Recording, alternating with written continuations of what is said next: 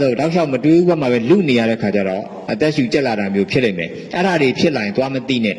ကြက်လာတဲ့မောလာတဲ့ခါကျတော့ရင် तू ကသွားတိတယ်သွားတိပြီးတော့ तू ကဇောတွေပါခြာသေးတာတကယ်တော့ကိုကသွားတိစရာမလိုဘူးနော်သူ့ဟာသူဇောချတတ်တယ်သူ့ဘာသူစိတ်လျှော့တတ်တယ်ကိုကမတွေးဘူးကမှပဲနေလိုက်နားလေလားအဲ့တော့ရင်ထဲမှာသွားတိမှားတယ်ဆိုတော့ तू ကရင်ထဲမှာကြက်နေတယ်ဆိုရင် तू ကသွားမတိတော့ဘူးလေ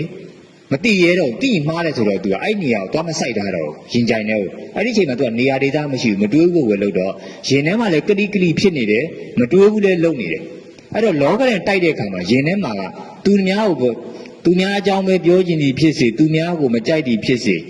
နော်နိုင်ငံရေးကိစ္စတွေလူမျိုးကိစ္စတွေအကုန်လုံးတစ်ခုခုရင်ထဲမှာမခံမြဲနိုင်ဆိုတဲ့ပုံစံမျိုးပေါ့ဥပမာပြောပြတာအဲ့ဒီလိုဖြစ်လာတဲ့အခါကျရင်ကိုကရှင်တွဲပြီးတော့သူ့ကိုမငြိမ့်မဲနဲ့နေနိုင်သွားတာရင်ဘတ်ထဲမှာဖြစ်နေတာလည်းဖြစ်နေတယ်ကိုကမတွေးဘူးလုံနေတယ်ဆိုတော့ရင်ထဲမှာဘလောင်ဆူတာနဲ့စိတ်ကမတွေးဘူးလုံတာနဲ့ဆိုရင်ရင်ထဲမှာလည်းဘလောင်ဆူနေတယ်ကလိကလိလည်းဖြစ်နေတယ်မတွေးဘူးအလုံးမနေဘူးလားလုံနေတယ်ဆိုရင်လောကဓာတ်တိုက်လို့အဲ့ဒီရင်ထဲမှာ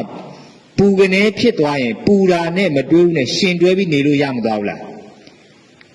အေးအဲ့ဒီပူတာကိုမငြိမ့်မဲနဲ့နေလို့ရသွားပြီကြိုက်တဲ့အဲ့လောကဓာတ်လားရင်ထဲမှာပူပြီးတောက်နေလေစီအဲ့အပူနဲ့ရှင်တွဲပြီးနေလို့ရသွားလေ့ကျင့်ပေးနေတာ